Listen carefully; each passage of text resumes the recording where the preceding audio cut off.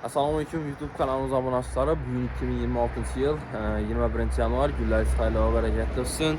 Trekker avtomobillərindən vibralarımız köpəydi. Trekker Premier Plus görürsünüz bu sizlərə dostlar. 2024 maşın benzində kraskaları 100% taza.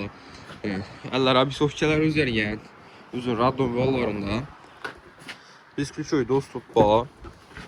Poliklərə döşədin yaşlarına. Kojuni salon. Silinələ.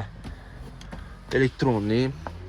Rollarında cruise control, multimedya, panorama look, fotograf, sineləri xam mərsəsi var.